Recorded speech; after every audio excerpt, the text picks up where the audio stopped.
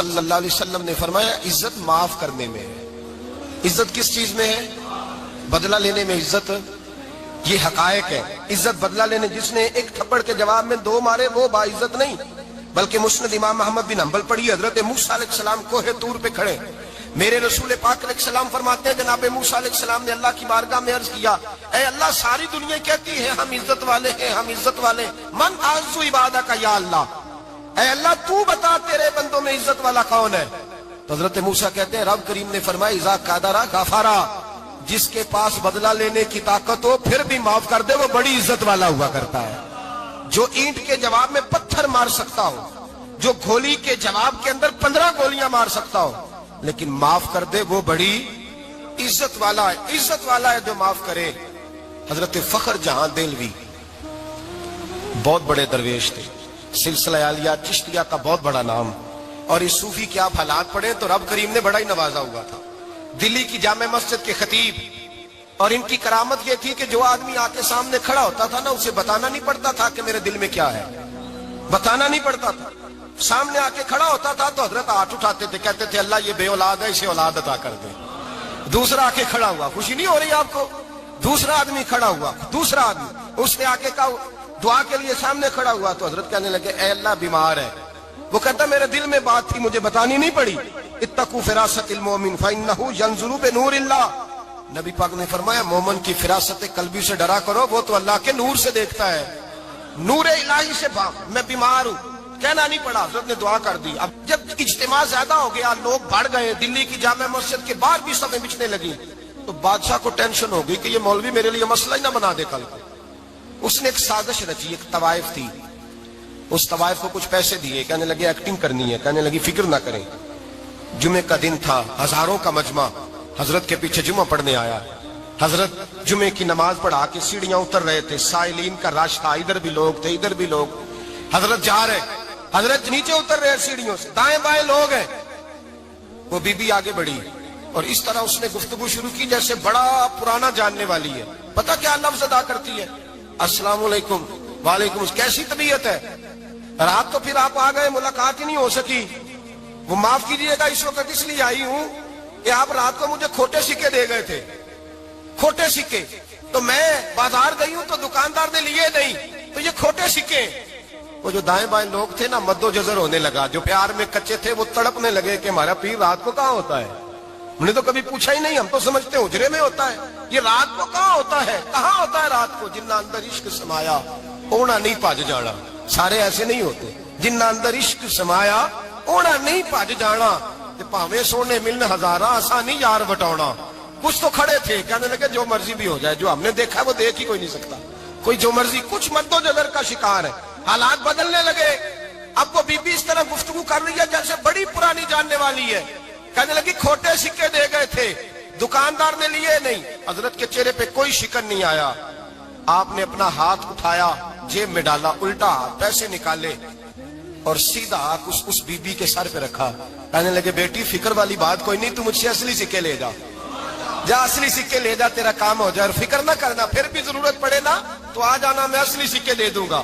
یہ لفظ کہہ کے حضرت نیچے اترے تو وہ دوڑی ہوئی آئی، پلٹ کے آئی، پیروں میں بیٹھی، کہنے لگی بابا تو کس مٹی کا بنا ہے، کس نور سے تیری تخلیق ہوئی ہے، کس حسین مزاج کا تو مالک ہے؟ میں وہ بی بی جس کو سارے لوگ گندی نظر سے دیکھتے ہیں معاذ اللہ، اور میں فلاں بادشاہ کے کہنے پر ایکٹنگ کرنے آئی طوائف، اور میں تیرے دروازے پہ تجھے بدنام کرنے آئی ہوں اور تو نے مجھے بیٹی بنا لیا ہے۔ آج تک کسی نے بیٹی نہیں کہا اور تو نے میرے سر پہ ہاتھ رکھ کے کہا بیٹی، یہ لفظ کہے قدموں میں گری، اٹھ کے حضرت نے سر پہ پھر ہاتھ پھیرا، اٹھی، آنسو پونچھے، نقاب اوڑا، کہنے لگی اب میں دلی والوں کو بتاؤں گی کہ فخر جہاں کی بیٹی کس طرح کی ہوا کرتی ہے، اب بتاؤں گی فخر جہاں کی بیٹی کس طرح کی ہوتی ہے۔ فرمایا میرا مکان اب کسی طوائف کا کوٹھا نہیں رہے گا، میں اسے مسجد بناؤں گی، اب قیامت تک وہاں سے یا درود پڑھا جائے گا یا محمد عربی کے نام کی اذانیں پڑھی جائے گی۔ یہ عزت ہے، یہ وقار ہے۔ بھائی آپ کسی کو معاف کر کے تو عزت لے سکتے ہیں، یہ بھی تو ہو سکتا تھا نا پکڑ لو اس کو، یہ تمہارے پیر پہ الزام لگانے آئی ہے، پکڑو مارو، یہ بھی کام ہو سکتا تھا، لیکن حضرت نے معاف کیا، معاف کیا۔ امام زین العابدین میرے مصطفیٰ کریم کے نواسے امام حسین کا میدان کربلا میں بچ جانے والے اکیلے بیٹے. اور امام زین العابدین فرماتے ہیں میں اگر 1 مہینہ عمرہ کرنے نہ جاؤں تو حجر اسود میری خواب میں آتا ہے اور مجھے آگے کہتا ہے حضور میری آنکھیں ترس گئی ہیں, مجھے دیدار تو کرا جائے, دیدار تو کرا جائے. اور حجر اسود جدھر امام صاحب گھوما کرتے تھے آپ کے حالات میں لکھا حجر اسود بھی ادھر ادھر جاتا تھا طواف. اتنی بڑی شخصیت. مسجد نبوی سے نکلے تو ایک آدمی نے گالیاں دینی شروع کر دی. حضرت پہلے تیز چلتے تھے, جب وہ گالیاں دینے لگا تو آہستہ ہو گئے. وہ دیتا رہا. جب آپ کا گھر آ گیا تو آپ فرمانے لگے بھائی میرا مکان آ گیا ہے, کوئی بات اور کرنی ہو تو کر لے. میرے بچوں نے سن لیا تو تجھ سے ناراض ہوں گے. اور پھر وہ شخص کہتا جب یہ لفظ کہے نا تو مجھ پہ سختہ طاری ہو گیا, یہ کیا کہہ رہے ہیں, ہم تو دشمن کو بھی پاکیزہ سزا دیتے ہیں, یہ کیا کہہ رہے ہیں. حضرت نے کہا کوئی بات کرنی ہو تو کر لے, میرا مکان آ گیا ہے. وہ کہتا میں اس بات پہ بھی سختے میں تھا.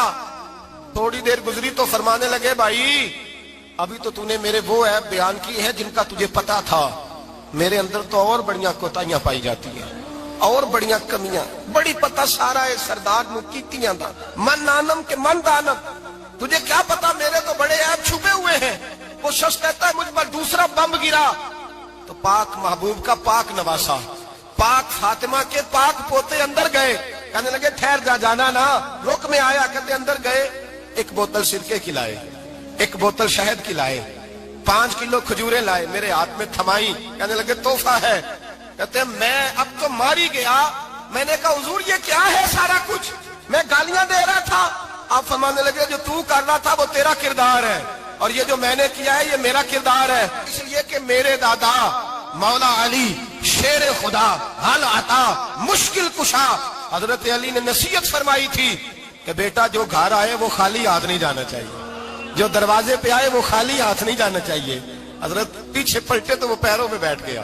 کہنے لگا حضور میں نے حسین کو نہیں دیکھا, میں نے علی فاطمہ کو نہیں دیکھا, میں نے مصطفیٰ کو نہیں دیکھا, پر آپ کو دیکھ کے لگتا ہے کہ ان کے اخلاق کتنے اعلیٰ ہوں گے, کتنے اعلیٰ ہوں گے. میں لعنت بھیجتا ہوں اس پر جس نے مجھے کہا تھا کہ زین العابدین کو برا کہو, کائنات میں اگر قصیدے پڑھنے چاہیے تو مصطفیٰ کی آل کے پڑھنے چاہیے, اگر تعریف کرنی چاہیے تو رسول اللہ کی آل کی کر. تیری نسل پاک میں ہے بچہ بچہ نور کا, تیری نسل پاک میں ہے بچہ بچہ نور کا, تو ہے نے نور تیرا سب گھرانہ نور کا. فرمایا آپ تو تعریف کے, تو بھائی یاد رکھیں آپ بدلہ لے کے عزت نہیں کرا سکتے, عزت تو معافی میں ہے, معافی میں عزت ہے. حضرت بایزید بستامی کے ساتھ یہودیوں کا پیشوا رہتا تھا.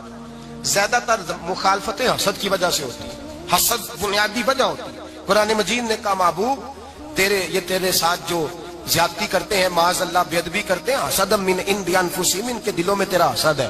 حسد بنیادی وجہ ہے اختلاف, حسد ہوتا ہے جو وجہ بنتا ہے. حضرت بایزید بستامی کے پڑوس میں یہودیوں کا پیشوا رہتا تھا, آپ کی مخالفت کرتا, ساری زندگی اس نے مخالفت کی.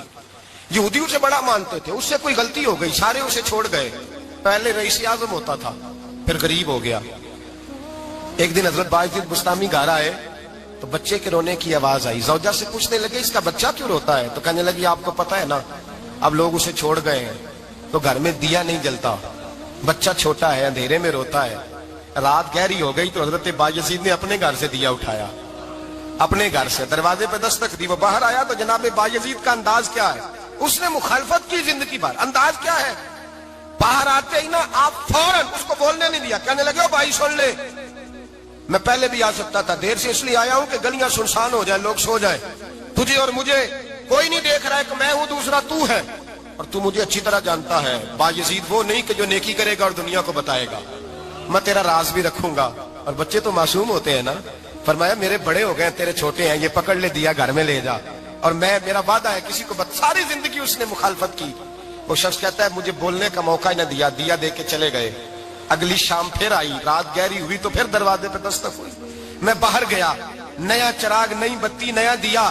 کہنے لگے دیکھ کوئی نہیں دیکھ رہا, میں اس وقت آیا ہوں جب تنہائی ہو, اور تو مجھے جانتا ہے میں غلط بات بھی نہیں کرتا, یہ دیا رکھ لے, میں کسی کو بتاؤں گا بھی نہیں. کہتے چلے گئے.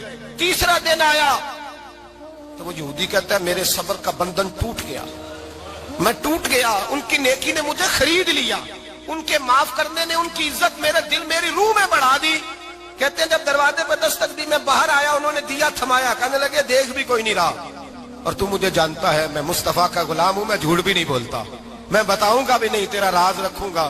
کہتے انہوں نے دیا تو اس یہودی پیشوا نے شور مچانا شروع کیا، کہنے لگا مسلمانوں باہر نکلو، یہودیوں باہر آؤ، عیسائیوں باہر آؤ۔ شور مچ گیا، لوگ چھتوں پہ چڑھ گئے، کیا ہوا؟ کہنے لگا یہ بایزید ہے، میں یہودیوں کا پیشوا ہوں، میں نے ساری زندگی جھوٹے الزام لگائے، ساری زندگی اس کو بدنام کرنے کا ہر حربہ استعمال کیا، جو مجھ سے بن سکتا تھا میں نے کیا، پر یہ عجیب شخص ہے، یہ پرسوں بھی مجھے دیا دے گیا ہے، آج بھی دے گیا ہے، کل بھی دے گیا ہے، میں ساری زندگی اسے رلاتا رہا، اور اس نے میرا چھوٹا سا بچہ بھی میرے بچے کا رونا بھی اس سے برداشت نہیں ہوا۔ میں تم سب کو گواہ بنا کے کہتا ہوں میں جھوٹا ہوں، بایزید سچے ہیں، ان کا مذہب بھی سچا ہے، قرآن بھی سچا ہے، اسلام بھی سچا ہے، اور جس مصطفیٰ کا یہ کلمہ پڑھتے ہیں وہ محبوب بھی بڑا سچا ہے، یہ سچے دین کے ماننے والے ہیں۔ کہنے لگے میں تمہیں گواہ بنا کے مصطفیٰ کا کلمہ پڑھتا ہوں اور تمہیں بتاتا ہوں کہ آؤ سارے در رسول پہ جھک جائے۔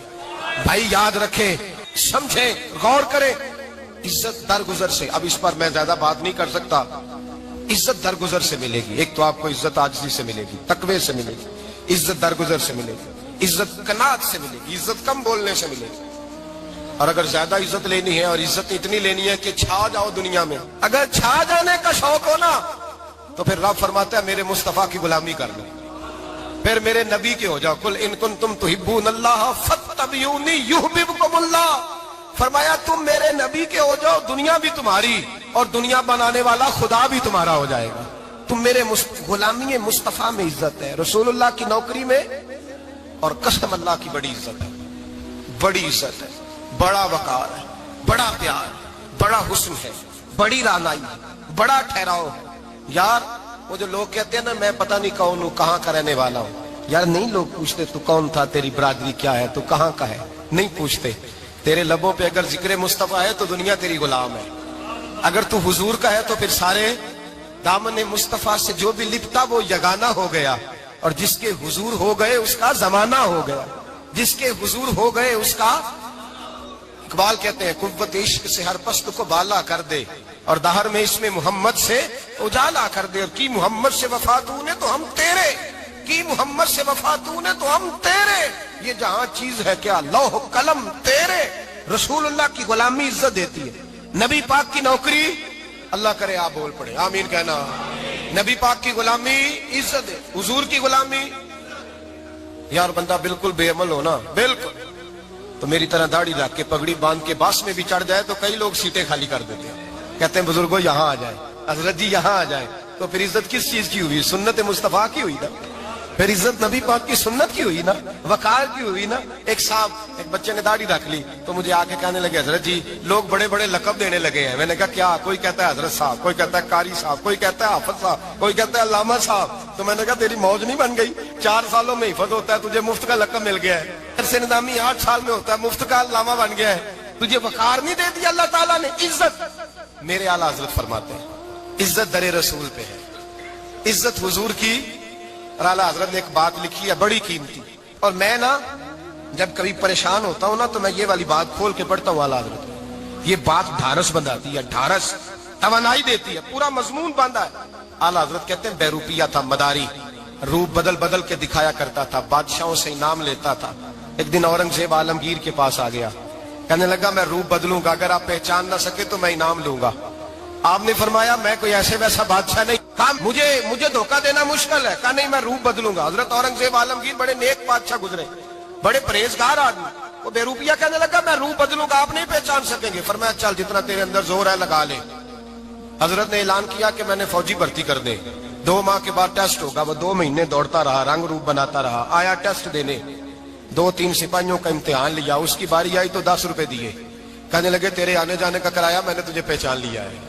کچھ دنوں کے بعد جانے لگے سفر پر تو بھکاری آ گئے خیرات مانگنے، اس نے بھی سارے منہ پر سیاہی مال لی، کپڑے پھاڑ لیے، سر کے بال منڈا لیے، بھویں تک کٹا لی، بدرنگ ہو کے آیا، کاسا آگے کیا تو حضرت نے 10 روپے ڈالے، کہنے لگے تیرے آنے جانے کا کرایہ میں نے پہچان لیا ہے۔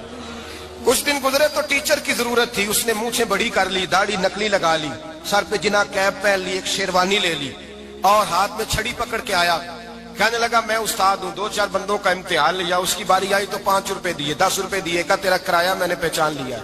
2 سال گزر گئے، وہ جب بھی آتا حضرت پہچان لیتے۔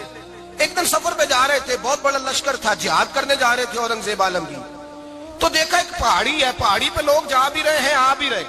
اورنگزیب عالمگیر پوچھنے لگے یہاں کیا ہے؟ کہنے لگے ایک بابا جی بیٹھے ہیں دعا کرتے ہیں، اللہ کے نیک بندے ہیں۔ اورنگزیب کہنے لگے یار پرانے لوگ سارے ہی اللہ والوں کو مانتے، یہ بھی مصیبت آئی ہے جتنی نہیں آئی ہے، سارے لوگ ہی مانتے۔ کہنے لگے ذرا میں دعا نہ کرا لوں، اچھے کام جا رہا ہوں۔ اورنگزیب بادشاہ تھے، بادشاہ لوگ نازک مزاج ہوتے ہیں، گھوڑے سے اترے، بڑی مشکل سے پہاڑی پہ چڑھے، اوپر گئے تو لائن لگی ہے، بابا جی غار میں بیٹھے۔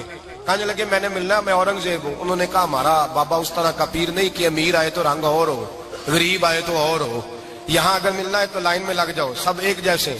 اب لائن میں کھڑے ہو گئے، 50 آدمی آگے تھے، کہتے ہیں 51واں نمبر تھا۔ تھک گیا دھوپ میں کھڑا کھڑا، جب میں پہنچا غار کے دہانے تو میں نے بابا جی کے چہرے پہ نظر ڈالی تو بڑا نورانی چہرہ، بڑی خوبصورت لب و لہجہ۔ میں نے کہا میرے جیسا آدمی بھی پگڑی باندھ لے تو اچھا لگنے لگ جاتا ہے، بڑا خوبصورت انداز۔ کہتے ہیں میں ان کے پاس اتحیات کی حالت میں بیٹھ گیا۔ میں نے کہا حضور میں جا رہا ہوں جہاد کرنے، دعا کرنا۔ بزرگوں نے ہاتھ اٹھائے، اللہ اس کی مدد فرما، دین کو غلبہ عطا فرما، اسے دین کا سچا پکا سپاہی بنا۔ پھر تھپکی دی، 2-4 نصیحتیں بھی کر ڈالی، دیکھنا ظلم نہ کرنا، زیادتی نہ کرنا، جب تو جیت فخر نہ کرنا، غرور نہ کرنا، نصیحتیں بھی کر دی۔ کہتے ہیں اب جب میں اٹھا تو 2-4 دینار بطور نذرانہ مسلح کے نیچے رکھے، اور الٹے قدم جب میں غار سے اترا انہوں نے رومال جھاڑا اور اٹھ کے کھڑے ہو گئے، کہنے لگے آج نہیں تو نے پہچانا، آج نہیں تو نے پہچانا، میرا انعام بنتا ہے، آج نہیں پہچانا، لا پیسے۔ اورنگزیب کہنے لگا یار تو نے حد کر دی، کہاں چڑھا کہاں کھڑا رہا، دھوپ میں تھک گیا، کمال کر دی بھائی تو نے، بتا تو کیا لے گا، اب تو دیکھ جلدی بتا، اب کتنے لوگ پیچھے دھوپ میں کھڑے ہیں، لشکر سارا کھڑا ہے، کیا لے گا؟ اس نے کہا سب سے قیمتی ہیرے وہ ہیں جو تیرے سر کے تاج میں لگے ہوئے ہیں، مجھے تیرا تاج چاہیے۔ او بھائیو سننا اور یاد رکھنا، میرے اعلیٰ حضرت کہتے ہیں بادشاہ نے سر کے اوپر سے تاج اتارا، بہروپیے کے قدموں میں رکھا اور کہنے لگے یہ لے، اور یہ تو تیرا مانگنے پر میں نے دیا ہے نا، میں واپس آتا ہوں تو آنا میں اپنی مرضی سے بھی تجھے دوں گا، تو نے اورنگزیب جیسے بندے کو دھوکہ دیا، آنا میں اس وقت بھی دوں گا۔ وہ دے کر بس بات ختم ہو گئی، حد ہو گئی، دے کر کہتے ہیں جب میں پلٹا نا واپس، بہروپیے نے آواز دی بادشاہ ٹھہر جا، تو میں نے پلٹ کے دیکھا تو کہنے لگے یہ اپنا تاج لے جا، اٹھا اور لے جا۔ میں نے کہا 2 سال بیت گئے تجھے محنت کرتے، آج قابو آیا تو لے جاؤں۔ کہنے لگا لے جا، مسئلہ سمجھ میں آ گیا۔ میں نے کہا مجھے بھی تو سمجھانا۔ کہتے ہیں وہ پھوٹ پھوٹ کے رویا، اس کی آنکھیں برس پڑی، سیلاب کی طرح آنسو بہ نکلے، تڑپا اور رو کے کہنے لگا بادشاہ میں نے جھوٹ موٹ رسول اللہ کی غلامی اختیار کی تھی، جھوٹ موٹ کی داڑھی، جھوٹ موٹ کی پگڑی، جھوٹ موٹ کا فقر، میں نے جھوٹ موٹ نبی پاک کا لباس پہنا ہے، تو تیرے جیسے بادشاہوں کے تاج میرے قدموں میں آ گئے ہیں۔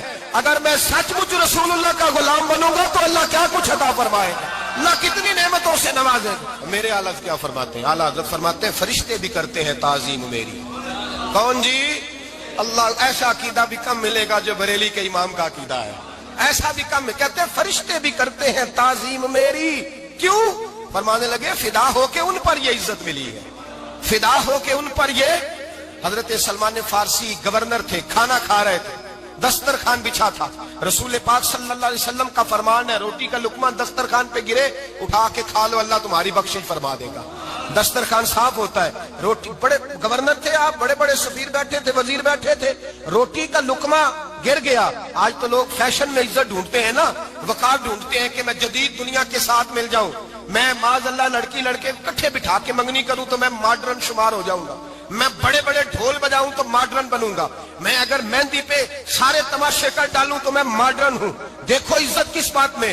حضرت سلمان فارسی روٹی کھا رہے تھے، سفیر وزیر نہ جانے بڑے بڑے لوگ بیٹھے تھے، کھانا کھاتے کھاتے لقمہ گرا دسترخوان پہ، حضرت سلمان فارسی نے سمیٹا، منہ میں رکھا، پھر انگلی مار کے دسترخوان صاف کیا۔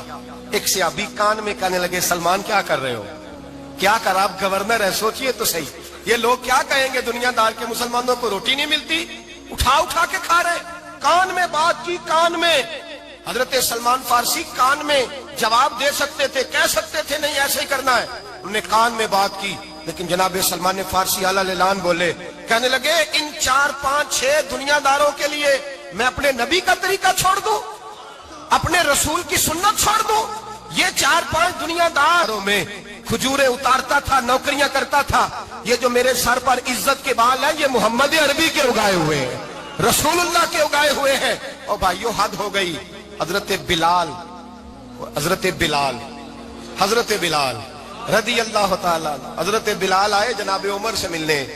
کیسے وہ کس طرح بھی آئے تو عمر خاطر میں نہ لائے, پر بلال حبشی دروازے پہ داخل ہوئے تو فاروق اعظم نے کرسی چھوڑ دی, ہاتھ باندھ کے کونے میں کھڑے ہو گئے. کالا رنگ ہے, نام بھی لکھنا نہیں جانتے, زمانے میں تعارف کوئی نہیں. حضرت عمر نے ہاتھ باندھا ہے.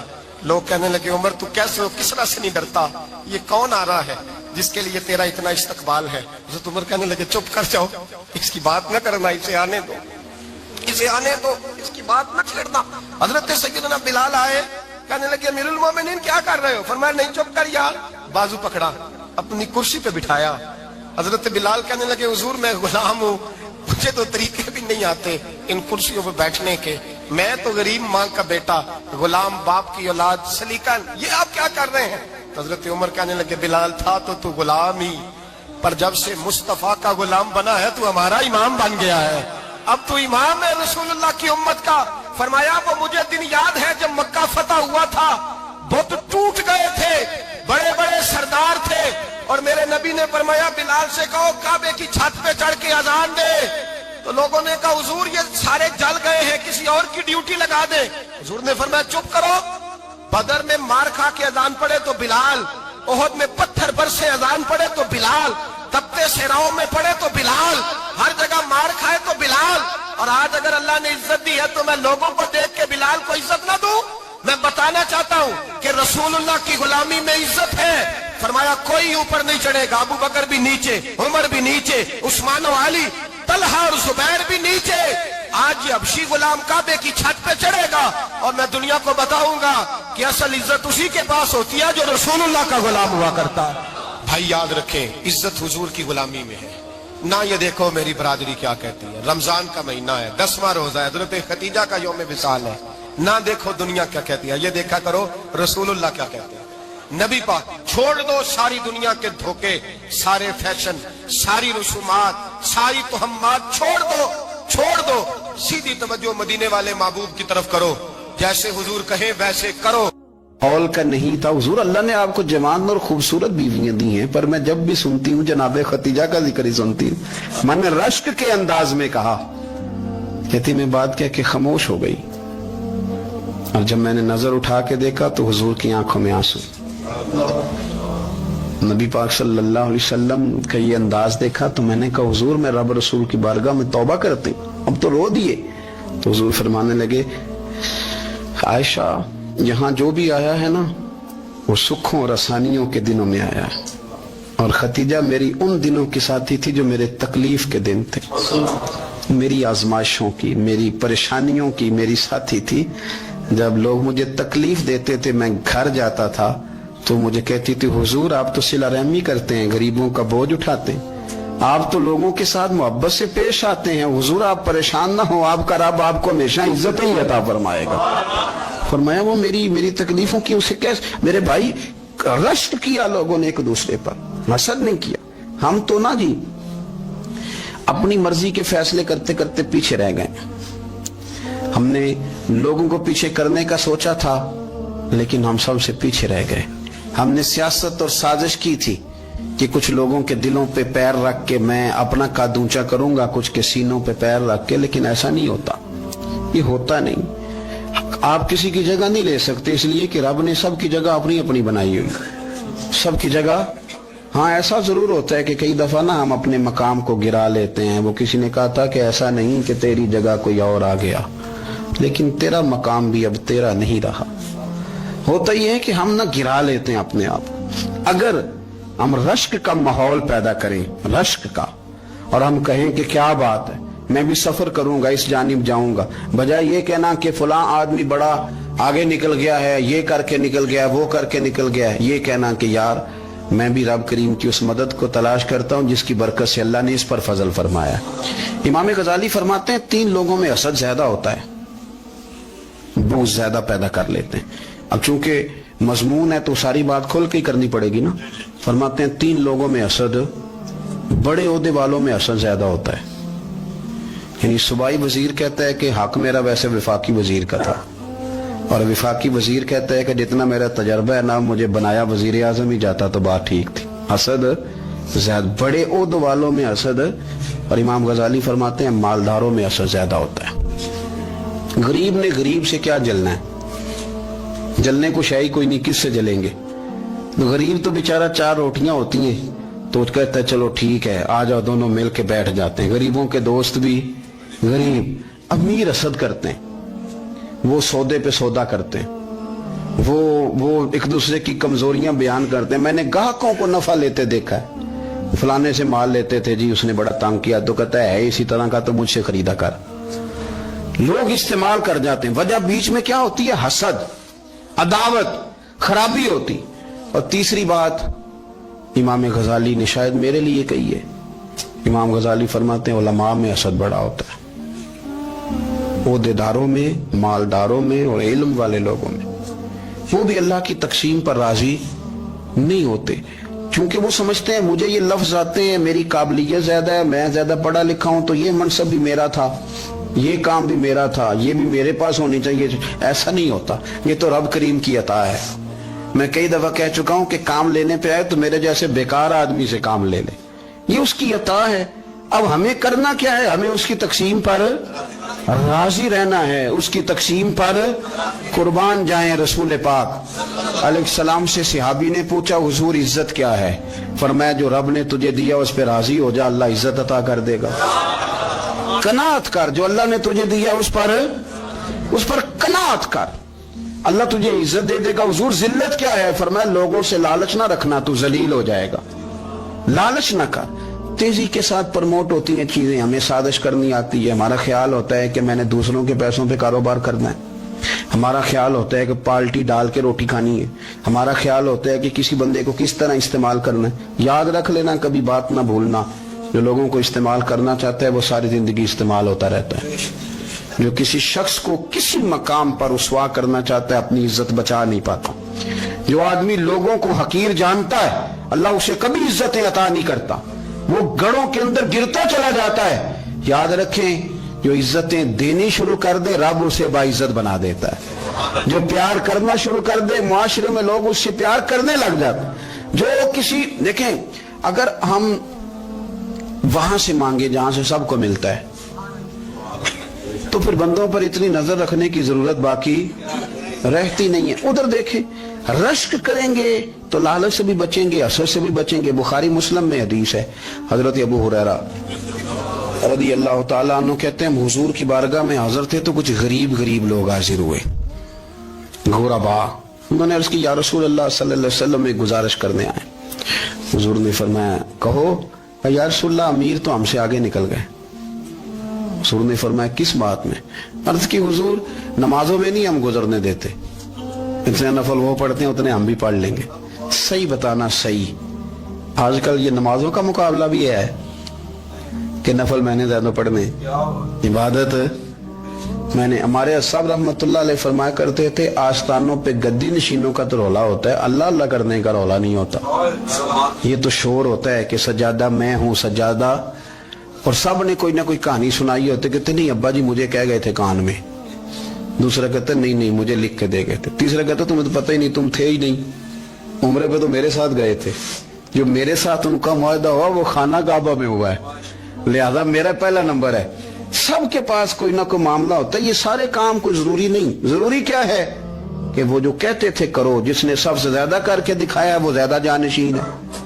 وہ زیادہ جانشین ہے جس نے زیادہ کر کے دکھایا. معاملہ تو یہ ہے کہ اس رستے پہ کس نے چلنا ہے. لوگ تو سجادہ نشینی سے بھاگا کرتے تھے، بھاگتے تھے. حضرت ابو بکر صدیق رضی اللہ تعالیٰ عنہ کا وصال ظاہری ہوا تو حضرت عمر خلیفہ بنے. تیسرا دن تک خلیفہ بنے ہوئے. 2-3 چھوٹی بچیاں آ گئیں. چاچا جان آپ خلیفہ بنے؟ فرمایا ہاں. چلو پھر عصر کے بعد ابو بکر ہمارے گھر جاتے تھے. فرمایا پتر تمہارے گھر کیا ہے؟ کہنے لگی ہم یتیم ہیں، ہمارا بھائی کوئی نہیں. ابو بکر روز عصر کے بعد آتے تھے، ہماری بکریوں کا دودھ دھو کے ہمیں دے جاتے تھے. کچھ بیچ کے گزارا کر لیتی تھی، کچھ پی لیتی تھی. چچا 3 دن ہو گئے میری اماں بھی روتی ہے بہنیں بھی روتی ہیں, آپ چلیں گے؟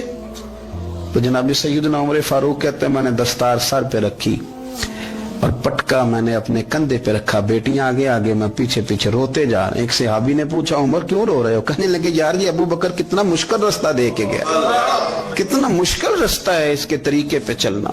یہ لوگ تو سجادہ نشینی اتنا کٹھن کام تھا, لوگ بھاگا کرتے تھے. شوق آ گیا اب رسول کریم علیہ السلام کے حضور ناز حاضر ہو کے عرض کی حضور امیر آگے گزر گئے, نمازوں میں نہیں ہم گزرنے دیتے, ہم ان سے زیادہ پڑھیں گے, نفلوں میں نہیں گزرنے دیتے, زیادہ پڑھیں گے. یا رسول اللہ صلی اللہ تعالی علیہ وسلم ہم انہیں نا تلاوت قرآن پاک میں نہیں آگے گزرنے دیں گے, وہ ہم زیادہ پڑھیں گے. لیکن حضور وہ مالدار ہیں, غلام آزاد کرتے ہیں, صدقات کرتے ہیں, خیرات, اس کا ہم کیا کریں؟ حضرت سیدنا ابو ہریرہ فرماتے ہیں کہ جواب تو حضور نے بعد میں دینا تھا, اور جب ان کا سوال ختم ہوا تو میں نے حضور کا چہرہ نور دیکھا تو رسول پاک کا چہرہ خوشی سے کھلتا ہوا مجھے نظر آیا. گویا یہ جو رشک ہے نا کہ نیکی میں آگے گزرنا, یہ حضور کو اتنا پسند آیا کہ ان کے سوال سے حضور بڑے راضی ہوئے. کریم فرمانے لگے, حضور فرمانے لگے میں تمہیں ایک وظیفہ بتاتا ہوں, تم وہ پڑھو, امیر جتنی بھی نیکیاں کریں گے نا اللہ تمہیں ان کے برابر ثواب دے دے گا. لے لو نسخہ, یہ کرو کام. یا رسول اللہ بتائیں, فرمائے رات کو نا 33 بار سبحان اللہ پڑھا کرو, 33 بار الحمدللہ پڑھا کرو, 34 بار اللہ اکبر پڑھا کرو. اب جتنی بھی نیکیاں امیر کریں گے نا تمہارے وظیفے کی برکت سے اللہ تمہیں ان کے برابر ثواب عطا کر دے. اب جناب ابو ہریرہ کہتے میں نے ان کے چہرے دیکھے تو مجھے یوں محسوس ہوا کہ جس طرح کسی بندے کی کھوئی ہوئی رقم مل جائے تو وہ راضی نہیں ہوتا.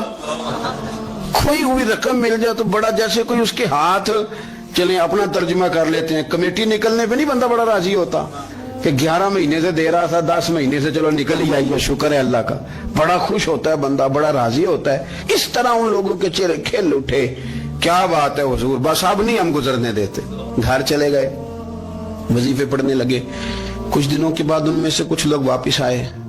حضرت ابو ہریرہ کہتے ہیں مجھے چونکہ وہ پرانی بات یاد تھی تو میں دلچسپی سے ان کا آنا جانا دیکھنے لگا. وہ کریم کی بارگاہ میں آ کے بیٹھے تو ان میں سے ایک شخص بڑی پریشانی کے ساتھ کہنے لگا حضور بڑی پریشانی لگ گئی. فرمایا کیا ہوا؟ عرض کی یا رسول اللہ صلی اللہ علیہ وسلم وہ جو آپ نے وظیفہ بتایا تھا نا, میرے کچھ پڑوسی امیر ہیں وہ تو انہوں نے بھی سن لیا ہے. حضور رات میں نے سنا ہے وہ مالدار بندہ ہے, صدقے خیرات بھی بڑے کرتا ہے, غلام بھی بڑے آزاد کرتا ہے, پر وہ بھی سوتے وقت 33 بار سبحان اللہ پڑھ رہا تھا. وہ تو اس نے بھی سن لیا حضور, وہ بات یہاں سے نکلی ہے, جانے کہاں کہاں پہنچی ہے, تو وہ بھی پڑھ رہا تھا. حضور اب کیا بنے گا؟ تو کہتے ہیں اس کے سوال پر بھی میرے حضور بڑے ہی مسکرائے, باقاعدہ دہک ہو گیا حضور کے, دہک ہو گیا. سرکار کھول کے نہیں مسکراتے, لیکن آج حضور اتنا مسکرائے کہ میں نے حضور کے مقدس دانتوں کی زیارت کر لی. دہک ہو گیا باقاعدہ حضور کا. حضور فرمانے لگے انہوں نے بھی سن لیا حضور, اور سن کے پڑھنا بھی شروع کر. اب بات کو سمجھیں کہ کسی امیر نے یہ نہیں کہا کہ یہ تو غریب کے لیے وظیفہ تھا. میں کہتا ہوں اللہ اللہ کا مزاج ہی نہیں. مزاج یہ کہ سیاست کیسے کرنی ہے, چکر کیسے چلانا ہے, کوئی کہانی کیسے سنانی ہے. ادھر ان کو ملا, حالانکہ بات تو غریبوں سے ہو رہی تھی. حضور وہ تو انہوں نے بھی پڑھنا شروع کر دیا. اب ہم کیا کریں؟ تو رسول کریم نے فرمایا وہ بھی پڑھ رہے ہیں, حضور پڑھ رہے ہیں, تو فرمایا ذالک فضل اللہ یؤتیہ من یشاء. بھائی پھر یہ تو اللہ کا فضل ہے نا, وہ جسے چاہے عطا کرے. اب یہ حضور نے کہہ دیا تو حضرت ابو ہریرہ کہتے ہیں میں نے پلٹ کر ان لوگوں کے چہرے دیکھے, قربان جائیں, میں نے پھر ان کے چہروں پر اطمینان دیکھا, میں نے سکون دیکھا, اس لیے کہ وہ سمجھ گئے جب رب فضل کرے تو پھر فضل کے معاملے میں اللہ کے بندے بحث نہیں کیا کرتے. وہ مطمئن ہو کے گئے, کہنے لگے حضور پھر ٹھیک ہے, اگر مالک اس طرح تقسیم کر رہا ہے تو پھر ہم راضی ہیں اپنے رب کریم کی رضا پہ. اپنی زندگی جب آپ بڑی محبت سے قرب و جوار سے تشریف لاتے ہیں, میں قرآن و سنت کے بہت سارے عنوانات دیکھ کے آپ کی خدمت میں ایک بات عرض کروں, اپنی ساری توجہ اپنے رب رسول کی جانب مائل کریں. جتنا آپ دائیں بائیں دیکھیں گے نا اتنا گاڑی کے ٹکرانے کا خطرہ بڑھ جائے گا, وسوسے زیادہ آئیں گے, الجھ جائیں گے. اتنا زیادہ دائیں بائیں نہ دیکھیں, یہ کیا کر رہا ہے، فلانا کیا کر رہا ہے، فلانے کا یہ معاملہ کس طرح کا تھا، نا نا نا، آپ توجہ اللہ کی جانب رکھیں. دیکھیں میرا اور میرے رب کا معاملہ ٹھیک چل رہا ہے، اللہ رسول کے ساتھ میرے معاملات ٹھیک ہیں. یہاں تو آپ کسی کی اصلاح کریں گے، دعوت دیں گے یا دعا کریں گے، تنقید کی تو ویسے دین میں اجازت نہیں ہے. آپ نے یہاں کسی کی اصلاح کرنی اور وہ درد کے ساتھ کرنی، اور یہاں کسی کے لیے دعا کرنی ہے کہ یا اللہ اس بندے پہ رحم فرما، اسے بدل دے. تنقید کی اور طنز کی تو اجازت. اپنا معاملہ رب کریم کے ساتھ، ہماری سوچیں کس طرح کی ہیں، ہمارے اندر ماحول کس طرح کا ہے، وہ چونکہ دلوں کے حال جانتا ہے. اور نبی پاک صلی اللہ علیہ وسلم نے فرمایا نہ تمہاری جیبیں دیکھتا ہے نہ تمہارے چہرے دیکھتا ہے، وہ تو جب دیکھتا ہے تمہارا دل دیکھتا ہے. اس کی کیفیت کیا ہے؟ حضرت انس بن مالک رضی اللہ تعالیٰ عنہ فرماتے ہیں، اس حدیث کو یاد رکھیے گا، حافظ منذری نے ترغیب و ترہیب میں لکھی ہے. فرماتے ہیں کہ حضرت انس بن مالک رضی اللہ تعالیٰ عنہ فرمانے لگے کہ ایک حضور کے ایک غلام، ایک صحابی بیمار تھے، تو حضور نے فرمایا انس چلو تیمارداری کرتے ہیں. کہتے ہیں حضور کے ساتھ گئے، نبی پاک صلی اللہ علیہ وسلم پہنچے. جب ہم نے اس شخص کو دیکھا تو حضرت انس کہتے ہیں ہم پریشان ہو گئے، کیونکہ ہم نے اسے بڑا صحت مند دیکھا تھا، وہ کمزور ہو گیا، وجود پر بہت سارا گوشت دیکھا تھا. اب ہم دیکھ رہے ہیں کہ وہ ہڈیاں ہی ہڈیاں رہ گئی ہیں، چہرہ بڑا بارونق تھا، اب کمزوری ہو گئی. رسول کریم تشریف لے گئے اور حضور اس کی چارپائی کے سرہانے بیٹھے، اور جب حضور نے اپنا دست مبارک اس کے بالوں میں رکھا اور نبی پاک نے دست شفقت پھیرا تو کہتے ہیں اس شخص نے آنکھیں کھولی اور حضور کا چہرہ دیکھا تو اس کی خوشی کی کوئی انتہا نہ رہی، بڑا راضی ہوا، بڑا راضی. اور حضور نے اس کے لیے دعا کی، اس دعا پر بھی اسے بڑا اطمینان قلب بھی نصیب ہوا. کہتے ہیں حضور اکثر تیمارداری فرماتے تھے، پر آج نہ حضور نے ایک نرالی، انوکھی اور انفرادی بات ارشاد فرمائی. حضور نے فرمایا تو بڑا صحت مند تھا، کمزور ہو گیا، بڑا طاقتور تھا تو ضعیف ہو گیا، ایک سوال کا جواب تو دے. یا رسول اللہ فرمائیے. تو حضور فرمانے لگے اس حالت میں جب تو شدید بیمار اور تکلیف میں، یہ بتا کہ اس وقت تیرا اپنے رب کے بارے میں گمان کیا ہے. حضرت انس کہتے ہیں پہلے حضور بیماروں سے یہ سوال نہیں پوچھتے تھے، آج پوچھا، کیونکہ صحت میں لوگوں کی زبان پہ شکر ہوتا ہے اور بیماری میں شکوے ہوتے ہیں، معاذ اللہ. اس وقت اللہ کے بارے میں یہ سوچ حضور نے ہمیں دی ہے. تم نے ہر وقت یہ ذہن بنانا ہے کہ یہاں رب کریم کے بارے میں کیا تصورات پل رہے ہیں، آوازیں کیا اٹھ رہی ہیں، اس وقت تیرا اللہ کے بارے میں گمان کیا ہے. جناب انس بن مالک کہتے اس نے ہمیں اشارہ کیا کہ مجھے اٹھا کے بٹھاؤ. ہم نے بٹھایا تو کہتے ہیں پھر اس نے اپنی آنکھیں کھولی اور حضور کے چہرے نور پر نظر کر کے نظر جھکا لی. عرض کرتا یا رسول اللہ میں کمزور ہوں، بیمار ہوں، تکلیف میں ہوں، اٹھ نہیں سکتا، کھا نہیں سکتا، پر حضور ابھی بھی میرے دل سے آواز یہی نکلتی ہے کہ میرا رب بڑا ہی کریم ہے، میرا اللہ بڑا ہی مہربان ہے، وہ بڑا ہی معاف کرنے والا ہے، وہ اپنے بندوں سے پیار ہی بڑا کرتا ہے. آپ میری بات کو سمجھیں، کیفیت کیا ہے اور الفاظ کیا ہیں. حضور وہ مجھ سے بڑی محبت کرتا ہے، بڑے پیار والا ہے. یہ لفظ کہتے کہتے آواز بھرا گئی، آنسو نکل آئے. پھر اس نے تکلیف زیادہ محسوس کی تو وہ لیٹ گیا اور پھر اس نے حضور کے چہرے نور پہ نظر ڈالی، کلمہ پڑھا، روح ہی پرواز کر گئی. حضرت انس بن مالک فرماتے ہیں ہم اس کے گھر سے نکلے اور جب حضور اس کے کمرے سے باہر آئے تو رسول کریم نے پلٹ کر رک کر پھر پیچھے دیکھا اور فرمایا انس اگر کسی جنتی کی زیارت کرنی ہے تو میرے اس غلام کا چہرہ دیکھ لو. اس لیے کہ جن لوگوں کے نظریات رب کریم کے بارے میں اس طرح کے ہوں پھر ان کے خاتمے خیر کے ہوتے ہیں.